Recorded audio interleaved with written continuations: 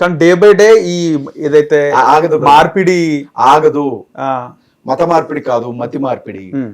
తాగుబోతులు మారుతారు, ఓకే, మందు మానేస్తారు, దొంగలు మారుతారు, దొంగతనం మానేస్తారు, వ్యభిచారం మానేస్తారు, జోదగాళ్ళు మారుతారు, హంతకులు మారుతారు, అమ్మా నాన్నకి తిండి పెట్టిన వాళ్ళు మారుతారు, బతుకంటే ఆసక్తి లేని వాళ్ళు మారుతారు, జీవితాలను మార్చుకుంటారు. ఓకే, మతం కాదు, మతి మారుతుంది. మతి మారుతుంది అంటారు. అంటే మీ దగ్గర డేటా ఉంటుందా ఎవ్రీ ఇయర్ ఎంతమంది మారుతుంటారు అని? తెలియదు. ఎలా తెలుస్తుంది? చాలా మంది హిందువులుగా బ్రతుకుతున్న వాళ్ళు యేసుక్రీస్తుని నమ్ముకునే వాళ్ళు ఉన్నారు, బయటికి చెప్పుకో. ఇద్దరిని ఎలా తెలుస్తుంది? రెండు మతాలు నమ్మేవారు ఉన్నారు. ఎవరు? రెండు మతాలు నమ్మేవారు. యేసుక్రీస్తు ప్రభువుని నమ్ముకున్నాడు వాడు అంటే వాడు బతికినంత కాలం ఇక ఆయన పాదాల దగ్గరే ఉంటాడు, అలాగే చచ్చిపోతాడు. అక్కడికి వెళ్ళిన తర్వాత కూడా ఇంకొక తీరుగా బతుకుతున్నాడు అంటే వాడిని మేము నామకార్థ క్రైస్తవులు అని పిలుస్తుంది బైబిల్. అంటే పేరుకు మాత్రమే వాళ్ళు క్రైస్తవులు, జీవితాన్ని బట్టి కాదు అని చెబుతుంది బైబిల్. ఓకే, అలాంటి వాళ్ళు కూడా ఉంటారు. గుడికి 190 మంది ఉంటారు, 100లో సగం మంది ఉంటారు అలాంటి వాళ్ళు. వాళ్ళ గురించి ఎవరు బాధపడాల్సిన అవసరం లేదు, భయపడాల్సిన అవసరం లేదు. మీరు ఏమైనా వాళ్ళు అంటారా? అంటే మీరు గుడికి వెళ్తే చర్చ ఏమన్నారు? మీరు వెళ్ళండి, మీకు వెళ్ళబుద్ధి అయితే వెళ్ళండి, నేను ఎవరిని వద్దనడానికి. అసలు విషయం అర్థమైన తర్వాత వాడు ఎందుకు వెళ్తాడు? వాడికి విషయం అర్థమైన తర్వాత వాడు అనుకున్నది అక్కడ దొరుకుతూ ఉంటే ఇంకో చోటకి ఎందుకు వెళ్తాడు? ఓకే, అన్ని మతాల్లో మూఢనమ్మకాలు అనేవి సాధారణంగా ఉంటాయి సార్, అన్ని మతాల్లో ఉంటాయి. కానీ క్రిస్టియానిటీలో ఇప్పుడు చాలా అది ఎక్కువ అవుతుంది. అంటే మన రీసెంట్ గా ఒక అమ్మాయిని అంటే చనిపోయిన తర్వాత కూడా తిరిగి వస్తుందని ప్రార్థన చేసిన ఆ మూఢనమ్మకాలు. అది అయితే ఒక విషయం ఏంటంటే, క్రిస్టియానిటీ ప్రారంభమైన కాలంలో యేసుక్రీస్తు భూమి మీద శరీరధారిగా ఉన్నప్పుడు, ఆయన శిష్యులు ఉన్నప్పుడు చనిపోయిన వాళ్ళని లేపారు. చాలా మంది చనిపోయిన వాళ్ళు లేపబడ్డారు. ఈ రోజు అంత భక్తి ఎవరికి లేదు. నేను ఉన్న విషయం చెప్తున్నా. భక్తిలో తీవ్రత తగ్గింది, భక్తికి సంబంధించిన పరిమాణం కూడా తగ్గిపోయింది. పాస్టర్లు 10 మందికి బోధించే పాస్టర్లే ఇష్టానుసారంగా బ్రతుకుతున్నారు ఇవాళ. ఓకే, భూమి మీద. ఆయన ఏమన్నాడు అంటే, నా పేరట దొంగ ప్రవక్తలు వస్తారు అని చెప్పాడు, అబద్ధ బోధకులు వస్తారు అన్నాడు ఆయన చర్చిలోనికి. ఇవాళ బలిపీఠం దగ్గర నిలబడి వాక్యం చెప్పే వాళ్ళలో చాలా మంది దొంగలు ఉంటారు. వాక్యం వినడానికి కూర్చున్న వాళ్ళలో చాలా మంది దొంగలు ఉంటారు. ఆయన ముందే చెప్పాడు, ఇలాంటి వాళ్ళు వస్తారు, వీళ్ళని బట్టి మీరు ఇబ్బంది పడొద్దు, మీరు జాగ్రత్తగా ఉండండి అని. మేము జాగ్రత్తగా ఉంటాం. అంతవరకు ఎందుకు తల్లి? ఆవిడెవరు మొన్న చెప్పట్లా, నేను రోడ్డు మీద వెళ్తున్నా 200 కావాలంటే 200 పడిపోయినాయి నాకు దొరికినాయి, గ్యాస్ సిలిండర్ కావాలంటే గ్యాస్ సిలిండర్ ఇంట్లోకి వచ్చింది. చిల్లర మాటలు మాట్లాడేవాళ్ళు, చిల్లర వ్యక్తిత్వాలు కలిగిన వాళ్ళు కూడా ఉంటారు. మొన్న కూడా వీడియో ఒకటి మేమైతుంది బాగా, వాళ్ళను బట్టే కదా ఈ రోజు మేము. అందులో గుడి నిర్మాణాలు కూడా ఆ హిందూ దేవాలయాల్లో దేవస్థానాల ముందు ఉన్న స్తంభం అంటే ఎలా ఉంటుందో అలా కూడా చేశారు. హిందువుల గుడిని అనుకరించి సేమ్ గుళ్ళు కట్టిన వాళ్ళు కూడా ఉన్నారు కొంతమంది. చర్చిలు ఆచారం అంటే ముందు నుంచి లేదు కదా ఆచారం. ఇదేమంటారు, ఇది సరిగా ఉండదు వాళ్ళకి. బైబిల్ గురించి బైబిల్ గురించి అవగాహన ఉండదు, బైబిల్ ఏం చెబుతుంది అన్నది వినడానికి వీళ్ళకి టైం ఉండదు. వీళ్ళు ఏదైతే అనుకుంటారో అది చేసుకుంటూ వెళ్ళిపోయే వాళ్ళు ఉన్నారు. మీకు తెలుసో తెలీదు, క్రీస్తుకు సంబంధించిన సేవకులు ఎంతమంది ఉన్నారు, క్రీస్తు విరోధికి సంబంధించిన సేవకులు కూడా క్రైస్తవ సంఘంలో అంతమంది ఉన్నారు. యేసు క్రీస్తు ప్రభువు మనుషులమని భ్రమ పెడతారు, సంఘాన్ని పాడు చేస్తారు వాళ్ళు. అలాంటి వాళ్ళు చేసే పనులే మీరు నన్ను ఇప్పుడు అడుగుతున్నారు. కానీ వేరు చేయలేం వాళ్ళిద్దరిని, దేవుడు మాత్రమే వేరు చేయగలడు వాళ్ళని. క్రీస్తు పూర్వం క్రీస్తు శకం పైన ఏమంటారు మీరు? అవును, మరి అది కాలాన్ని, ఆయన భూమి మీద నడిచిన కాలం అది. కాబట్టే కాలం పూర్వం అంటే యేసుక్రీస్తు ప్రభు పుట్టక ముందు. పుట్టడం అంటే ఇక్కడ మీకు అర్థం కావాల్సింది ఏంటంటే, యేసుక్రీస్తు ప్రభు శరీరధారిగా భూమి మీదకి రాక ముందు కాలాన్ని పూర్వం అంటారు. ఆయన శరీరధారిగా వచ్చిన తర్వాత జరిగే కాలాన్ని క్రీస్తు శకం అన్నారు. పుట్టడం అంటే కడుపులో నుంచి బయటకు రావడం. రైట్. ఆయన శరీరధారిగా రావడం అంటే ఆత్మరూపిగా ఉన్న ఆయన శరీరాన్ని ధరించి నేల మీద నడవడం. చాలా మంది అడుగుతారు, క్రీస్తు భూమి మీదకి వచ్చి 2000 సంవత్సరాలుగా, మరి అంతకు ముందు మీ దేవుడు ఎవడు అని. దానికి సమాధానం ఏంటంటే, క్రీస్తు ఆత్మరూపిగా ఉన్నాడు. బైబిల్ ఏమంటుంది అంటే, దేవుడు ఆత్మ అంటుంది. మేము విగ్రహాన్ని ఎందుకు పూజించమంటే, విగ్రహం కాదు దేవుడు, దేవుడు ఆత్మ అని చెబుతుంది, ఆత్మస్వరూపి అని చెబుతుంది. ఎవరైనా ఆయన ఆరాధించాలనుకుంటే ఆత్మతో సత్యంతో మాత్రమే ఆరాధించాలి అని చెబుతుంది. ఆత్మరూపిగా ఉన్న ఆయన శరీరధారిగా భూమి మీదకి దిగి వచ్చి 2000 సంవత్సరాలు అవుతుందని మేము చెబుతాం. బైబుల్ చెబుతుంది, హిస్టారికల్ ఎవిడెన్సెస్ తో ఉన్నటువంటి ఆధారాలతో మేము చెప్పేది అది. వీళ్ళు ఏమంటారంటే, అంటే 2000 సంవత్సరాల క్రితం మరి మీ ఏసే లేడు కదరా, దేవుడే ఉర్రా మీకు అని అడుగుతారు. ఇప్పుడు వినే ఓపిక ఉంటే సమాధానం చెప్పొచ్చు, అవమానించాలనుకున్న వాడికి ఆన్సర్ దొరకదు కదా. ఓకే, చాలా వరకు పేపర్లో చూస్తుంటాము, అంటే తప్పుగా అనుకోవద్దు, మీరు పాస్టర్ ఒక అమ్మాయిపై లైంగిక దాడి చేసినాడు. పాస్టర్ లైంగిక దాడే కాదు, చిన్నపిల్లని పాడు చేసిన పాస్టర్ అని చూడొచ్చు, మీరు వృద్ధులను పాడు చేసిన పాస్టర్ అని చూడొచ్చు, మందు తాగుతూ దొరికిన పాస్టర్ అని చూడొచ్చు, మందు సరఫరా చేస్తున్న. కానీ ఎప్పుడు కూడా బ్రాహ్మణులు అంటే పూజారులు పంతులు మనం చూడము. ఎవరు చూడలేదు? గుడుకు ఈ హైదరాబాద్ లో భలే మాట్లాడారే. అంటే చాలా వినండి చాలా brother, తక్కువ చాలా తక్కువ, చాలా పాస్టర్ల ఎక్కువ. పైన వచ్చే వినండి ఆరోపణల brother, కంటే వినండి బ్రదర్. చెప్పండి. ఆంజనేయ స్వామి గుడికి వచ్చిన భక్తురాలు కనపడలా, 2 రోజులైంది. పోలీస్ స్టేషన్ లో కంప్లైంట్ పెట్టారు. వెతికి చూస్తే గుడి ముందు ఉన్న బావిలో శవం దొరికింది. 4 years back ఎవరు చంపింది? పూజారిగా. 4 years back 17 సంవత్సరాల ఆడపిల్లని చుట్టాలింటి కింద తీసుకొని వెళ్ళి గర్భవతిని చేసింది ఎవరు? ఆంధ్రాలో అరెస్ట్ చేశారే మొన్న. పూజారే కదా బ్రదర్. నేను అంటాను, మతంతో సంబంధం లేకుండా దరిద్రులు అన్ని మతాల్లో ఉన్నారు. పాస్టర్ల పైన ఎక్కువ ఆరోపణలు వస్తాయి బ్రదర్. ఒకటి వాస్తవమే. ఎందుకంటారంటే మీరు పూజారిగా ఉండి సినిమా హాల్కి వెళ్ళొచ్చు, మౌలానాగా ఉండి సినిమా హాల్కి వెళ్ళొచ్చు, కానీ ఒక పాస్టర్ థియేటర్ లో కనపడితే అది ఎంత భయంకరంగా ఉంటుందో తెలుసా? మేము సినిమా హాల్లో మా వాళ్ళు కనపడ్డారో నోటి మీద ఏలుసుకొని చూస్తారు, పాస్టర్ ఏంటి సినిమా హాల్కి వచ్చిండని. అది క్రీస్తుకున్న బ్రాండ్ ఇమేజ్, అది ఆ గుడ్ విల్, అది ఆయన మనుషులు ఎలా బ్రతకాలి అని ఒక. అంటే మేము గుర్తుపట్టాం కదా పాస్టర్స్ ఎలా. ఎందుకు గుర్తుపట్టరు? మీకు ఒక విషయం తెలుసా? క్యాజువల్ గా నేను సినిమా రిలీజ్ అయితే మా మిస్సెస్ ని తలుపు లోపల పెట్టేసి ఎవరు లేకపోతే తాళం వేసుకుని సినిమాకి వెళ్ళిపోయేవాడిని. ఓకే. 2012 వరకు నా జీవితం అది. ఓకే. నేను ఎప్పుడైతే సేవా పరిచర్లకు వచ్చానో ఆ రోజు నుంచి ఈ రోజు వరకు థియేటర్ ఎట్లా ఉంటుందో నాకు తెలియదు. దాని గుమ్మం తొక్కలా. ఓకే. పాస్టర్ అయిన తర్వాత వెళ్ళం బ్రదర్. అల్లరితో కూడిన ఆటపాటలకి బైబిల్ అంగీకరించుతాం. ఓకే. సమస్య ఏమైపోయిందంటే అనేక మంది బైబిల్ తెలియని వాళ్ళు బతుకు తెరువు కోసం బైబిల్ పట్టుకొని బయటకు వచ్చేస్తున్నారు పాస్టర్స్ అని. ఓకే. వాళ్ళకి అందులో ఏముంటుందో తెలియదు. ఓకే. ఎక్కడ శిక్షణ ఉండదు. ఆ కులపోళ్ళు 10 మందిలో 20 మందిని తీసుకొని సంఘం పెట్టేస్తారు. ఇక వాళ్ళు చేసే దరిద్రం అంతా సంఘం మీద వేసి రుత్తా ఉంటారు. వాళ్ళే దొరుకుతారు. వాళ్ళని బట్టి ఇప్పుడు మీరు అందరూ అన్నట్లా మీ వాళ్ళు ఇట్లా చేస్తున్నారు, మీ వాళ్ళు ఇట్లా చేస్తున్నారు అని మేము పడట్లా. ఓకే. సో ఫైనల్ గా అయితే మీ పోరాటం ఆగదు ఇంకా రిజర్వేషన్ సంబంధించి. బ్రదర్ నేను ఒక్కటి చెప్తా ఉన్నా, వాళ్ళకి రిజర్వేషన్లు ఇచ్చినా ఇవ్వకపోయినా వాస్తవంగా మాట్లాడుకుంటే నాకు వచ్చే నష్టం ఏమీ లేదు. కానీ ఒక మనిషిగా నేను ఆగలేకపోతున్నాను. ఇది అన్యాయం కదా? అన్యాయమా కాదా బ్రదర్? అందరినీ సమానంగా చూసేటప్పుడు దళితులను ఎట్లా టార్గెట్ చేస్తారనేది నా ప్రశ్న. దానికి ఆన్సర్ చెప్పాలి. లేదా అందరినీ మా వాళ్ళ అన్ని కులాల్లో ఉండే వాళ్ళని క్రైస్తవులందరినీ ఒకే కులంలోకి తీసుకురండి, బీసీసీ, లేకపోతే నో సర్టిఫికేట్ ఇవ్వండి, లేకపోతే నో క్యాస్ట్ సర్టిఫికేట్ ఇవ్వండి.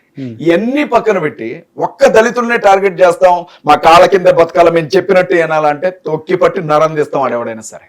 ఓకే. సో ముందు ఏ విధంగా ఉంటది ఇంకా మీ పోరాటం? పొలిటికల్ ఫ్రంట్ గా ముందుకెళ్తున్నాం బ్రదర్. నేను ఓపెన్ గా చెప్తున్నాను, ఆంధ్రాలో దాదాపు 175 నియోజకవర్గాలు ఉన్నాయి. డీలిమిటేషన్ జరగబోతుంది. 263 నియోజకవర్గాలు ఉన్నాయి. క్రైస్తవులు, ముస్లింలు, దళితులందరినీ కలిపి పొలిటికల్ ఫ్రంట్ ని ఏర్పాటు చేశాం. ఇప్పటికే దాదాపు ప్రతి నియోజకవర్గంలో 3 వర్గాల ప్రజలను కలుపుకుంటూ సమావేశాలు జరుగుతూ ఉన్నాయి. బాపట్ల జరిగింది, చీరాల జరిగింది, చిలకలూరుపేట జరిగింది, గుంటూరు జరిగింది, విజయవాడ జరిగింది, ఇంకా అనేక చోట్ల జరుగుతాయి, జరుపుతాం. క్రైస్తవుల్ని, ముస్లింస్ ని, దళితుల్ని కూడా ధైర్యంగా బ్రతకనిచ్చే రోజు కోసం పోరాడతాం. ఆ పోరాటంలో చావడానికి కూడా సిద్ధంగా ఉన్నాం. వచ్చే ఎన్నికల నాటికి 175 పోటీ చేస్తారు. నేను పోటీ చేస్తాను. ఓకే. ప్రవీణ్ పగడాల గారిని చంపిన ఆ స్థలంలో, ఓకే, ప్రవీణ్ పగడాల గారి పార్థివ దేహం దొరికిన ఆ స్థలంలో, అదే స్థలంలో ప్రార్థన చేసుకుని నామినేషన్ వేయడానికి వెళ్తాను. అదే నియోజకవర్గం నుంచి ఎమ్మెల్యేగా పోటీ చేస్తాను నేను. సమాధానం చెప్పి తీరాలి. ఆయన ప్రాణం పోతే ఆయన తాగుబోతుంటారు, తాగి యాక్సిడెంట్ అయి చచ్చిపోయింది అంటారు.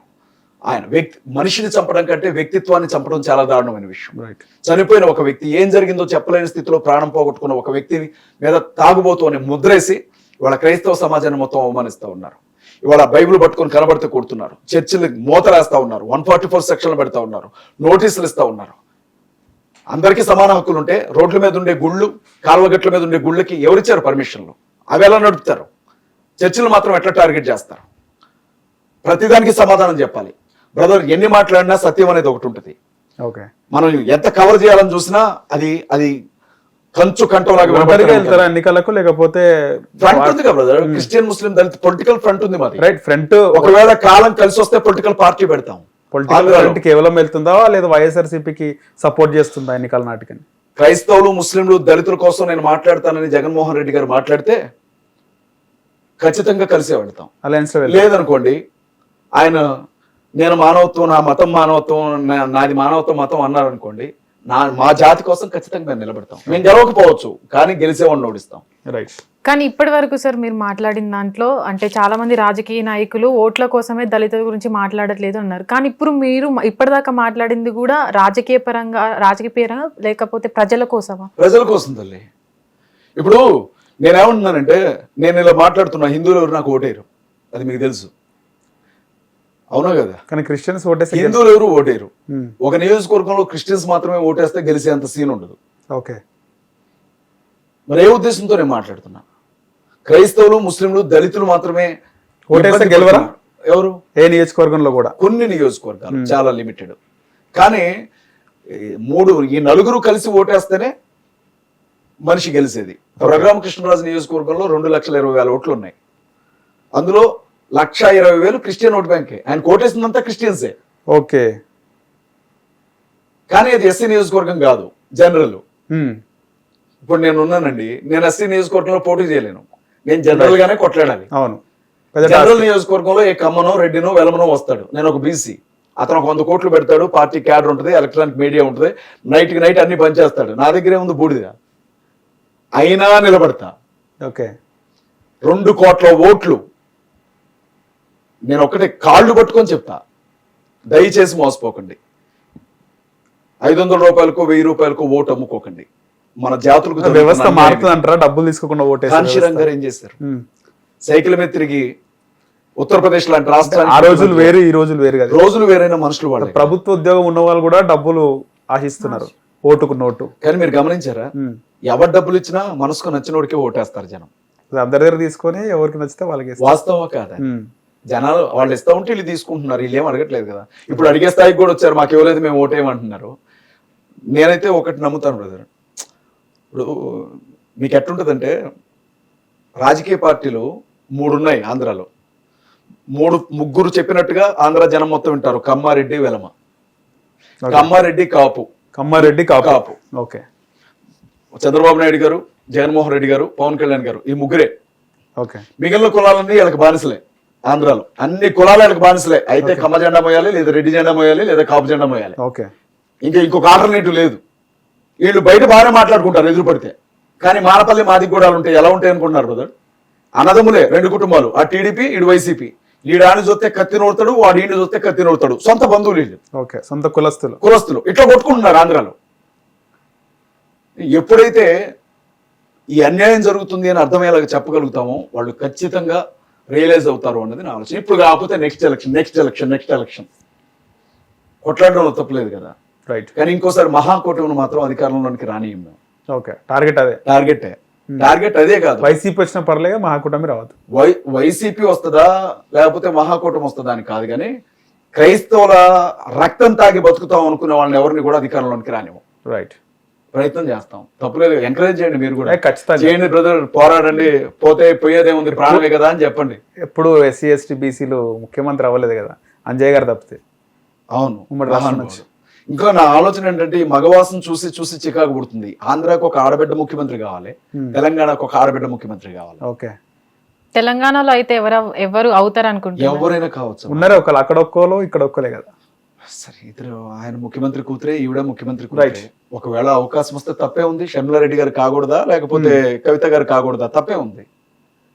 నేనేమంటానంటే, ఇంట్లో ఎవరికి తిండి పెట్టాలి, ఎవరికి మంచి చెడు అన్ని చూసుకునే తల్లి రాష్ట్రానికి ముఖ్యమంత్రి అయితే రాష్ట్రం ఎంత బాగుంటుందో కదా అనేది నా ఆలోచన. ఒక మహిళ కావాలి. ఒక్కసారన్నా ఆ తల్లిని చూడాలి. తమిళనాడులో మనం జయలలిత గారిని చూడలేదా? వెస్ట్ బెంగాల్లో మమతా గారిని చూడలేదా? మాయావతి గారిని చూడలేదా? ఇక్కడ కూడా చూద్దాం, తప్పేంటంటున్నా. మగపెత్తనమేనా? రైట్. ఇది వెల్కమ్ చెప్పొచ్చు మీ అభిప్రాయం. నేను అన్ని కరెక్టే మాట్లాడుతున్నా, మీకే వెల్కమ్ చెప్పేంత ఇష్టం కలగట్లా. మా హిట్ టీవీకి మీ అమూల్యమైన సమయం ఇచ్చినందుకు ధన్యవాదాలు అజయ్ బాబు గారు. మళ్ళీ ఈ హిట్ టీవీ ప్రేక్షకులందరూ కూడా నా హృదయపూర్వకమైన వందనాలు. నాకు ఇంత మంచి ఆపర్చునిటీ ఇచ్చి నన్ను పిలిపించి నేను మాట్లాడుతూ ఉంటే ఇంతసేపు విన్న యాజమాన్యానికి, ఇక్కడ ఉన్నటువంటి యాంకర్స్ కి, మీ అందరికీ కూడా నా హృదయపూర్వకమైన వందనాలు. Thank you. Right. Hit TV app, ఇందులో short news, live news, entertainment shows, movies, digital magazines తో పాటు మీ జిల్లా వార్తలను కూడా ఫ్రీగా చూడొచ్చు. ఇంకెందుకు ఆలస్యం, వెంటనే హిట్ టీవీ యాప్ ని డౌన్లోడ్ చేసుకుని ఫ్రీగా ఎంటర్టైన్మెంట్ పొందండి. Hit TV app. Hit TV app. Please download hit TV app. Hit TV app ని ఫ్రీగా డౌన్లోడ్ చేసుకుని ఎంజాయ్ చేయండి. మీకు నచ్చిన ఎంటర్టైన్మెంట్ కోసం హిట్ టీవీ యాప్ ని ఫ్రీగా డౌన్లోడ్ చేసుకుని ఎంజాయ్ చేయండి. హిట్ టీవీ యాప్ ని డౌన్లోడ్ చేసుకుని ఆస్వాదించండి, ఆశీర్వదించండి. ఇంతమంది సెలబ్రిటీలు హిట్ టీవీ యాప్ ని డౌన్లోడ్ చేసుకోండి అని చెప్తున్నారంటే ఎంత మంచి యాప్ ఆలోచించండి. అమెరికా అమెరికా అమెరికా అమెరికాలో చదవాలనుకునే వాళ్ళకి విశ్వసనీయమైన పేరు మన శౌర్య కన్సల్టెన్సీ. UK లో 1 year masters. UK లో 1 year masters. 2 years work permit up to 5 years visa. Contact Saurya Consultancy. Contact 89851 89851.